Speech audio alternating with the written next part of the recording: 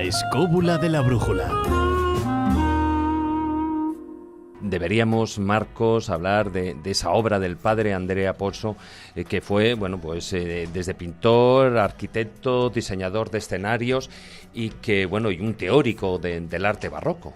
Sí, precisamente era el mago de la ilusión óptica, porque realmente este hombre, se ordenó muy joven en los jesuitas. Pero ya desde muy temprano, desde muy pequeño, tenía muy buena inclinación pues para el dibujo y la pintura, y sobre todo para una de las disciplinas más queridas y también difíciles de los pintores, que es la perspectiva. A título personal tengo que decir que para mí la perspectiva en la carrera fue un auténtico martirio, porque junto con la anatomía son las dos disciplinas que, para ser un artista y representar todo lo que te rodea, es súper necesario. El punto de fuga. El punto de fuga no es por donde te vas tú cuando existen problemas. Es cuando tienes el examen y no tienes ni idea. Efectivamente, el punto de fuga. El punto de fuga es decir que... El problema es la multiplicidad de puntos de fuga. Ahí es donde está el problema. Pues esta multiplicidad de puntos de fuga es lo que dominaba Andrea Pozzo, cuyo nombre el padre Puteus, que era en latín un poquito difícil y un poquito extraño. Me voy a centrar un poco en la iglesia jesuita por excelencia, junto con la del Jesús, que es la iglesia madre, donde tiene una magnífica techo pintado y una cúpula ficticia con estos sistemas de representación de la perspectiva, que en realidad es como desarrollar un programa para representar toda la idea jesuita del mundo, de la propagación de la religión, del catolicismo, puesto que no debemos olvidar que estaba en ese momento lo que es la Reforma luterana, y la Contrarreforma ataca con todos estos artistas. ¿Para qué? Para, de alguna forma, representar todas las escrituras del Evangelio, todas las ideas de la religión, no como lo hacía, por ejemplo, como llegó a hacerlo Miguel Ángel en la Capilla Sixtina o Bernini con su propia escultura, sino que te mete en una especie de idea 3D, de 3 dimensiones, no solamente de aleccionar y de enseñar al feligrés, sino de meterle y de hacerle vivir esa sensación de que está realmente en ese motivo que el artista quiere enseñarle.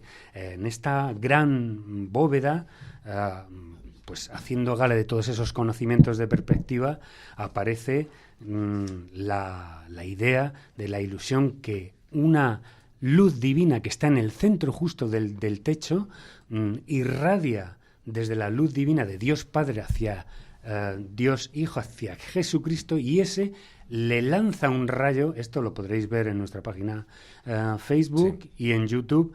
Le lanza un rayo a Ignacio, que es el que se encarga de propagar la luz del conocimiento divino de la Iglesia Católica hacia 4 continentes, porque en ese momento Australia no era muy conocida, y aparece cómo irradia eso. Entonces aquí es como si realmente el autor, el pintor, Andrea Pozzo, lo que hace es que mete al espectador desde un punto que le sitúa en una especie de disco de bronce o de cobre en el suelo de la iglesia, lo hace situar allí para que todo confluya en el centro, y lo que no había conseguido Miguel Ángel, que era interrelacionar la arquitectura, la pintura, toda esta serie de disciplinas, lo consigue Pozzo haciendo una perspectiva que confluye todo en el creador, en la luz divina, a base de arquitecturas ficticias combinadas con lo que es la arquitectura real de la propia iglesia. También, ¿cómo lo consigue? Pues con el uso de esa perspectiva magistral, con lo que es haciendo desvanecer los colores según se van acercando hacia el centro, lo que da una idea de profundidad increíble. O sea, es verdaderamente muy bien. A mí lo que me sorprende es cómo mezcla en esa magia de ilusión óptica, cómo mezcla la parte de arquitectura con la parte de pintura. Es decir, dónde terminan realmente las columnas y dónde empieza realmente la pintura. Precisamente ahí donde yo quería decir, David, tú te has dado cuenta de eso, de las fotos que es impresionante. he pasado. Es impresionante. Ya lo había apuntado Miguel Ángel, pero él, Pozzo, Andrea Pozzo, va mucho más allá. Quiero decir que a veces es difícil distinguir qué es escultura y qué es pintura. Es decir, es un auténtico trampantojo. Entonces ahí... La arquitectura fingida. La idea del barroco, de aparentar aunque se fuera otra cosa, pues en ese caso aplicado también al arte, el trampantojo y esas pinturas que hacen que el ser humano y su espíritu, por supuesto, se sumerjan en un océano totalmente ignoto. Desde que Andrea Mantegna inventa el engaño de los sentidos mediante la perspectiva, de tal manera que en una superficie de 2 dimensiones representamos 3, cosa que ya venía desde Roger Bacon, a partir de ese momento ya todos los pintores, abusaron de esto hasta ad infinitum. Ahora, mirarlo desde una forma práctica. Y el dinero que se ahorró la iglesia de los jesuitas de Roma por pintarlo y no hacer la cúpula, no me digas, eso es una pasta, claro. Además, eso que dice Jesús es también otro de los motivos por los que se utilizan estos recursos, estas artimañas para llegar a esa sensación.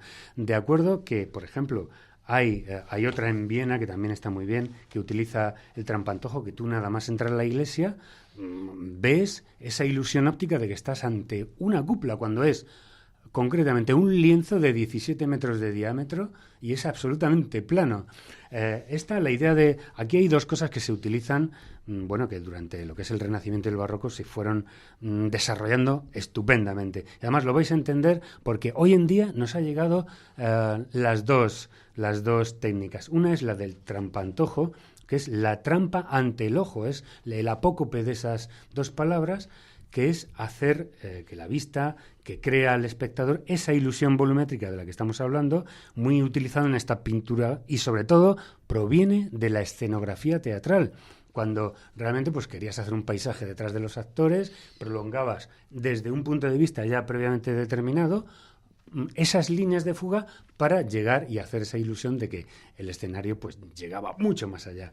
Y la otra técnica era la de la anamorfosis. Ahí tenemos un buen ejemplo en esa creación de ilusión óptica que hoy los pintores callejeros la hacen en esos pasteles que hacen en el suelo de las plazas, que tú desde un determinado punto de vista puedes ver como una especie de socavón. Cuando tú te acercas allí, realmente es una pintura distorsionada. Pues quiero decirle a nuestros oyentes que esto es una técnica sumamente difícil porque hay que subir a un andamio, en el caso de la iglesia, pintar en esa giornata de 8 horas antes de que se seque el fresco, la pintura en fresco, bajar hasta ese punto, volver a subir al andamio, volver a bajar.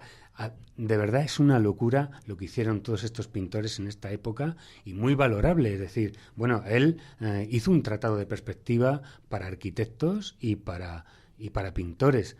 Y de verdad os voy a dejar unas láminas para que lo veáis. Y es realmente en lo que se podría basar en el 3D actual. Todas esas ideas que hoy se hacen en el 3D de animación provienen de esta época de invención, de continuos avances de recursos sobre, que los artistas tenían que estar muy a la última de todo ello, ¿no?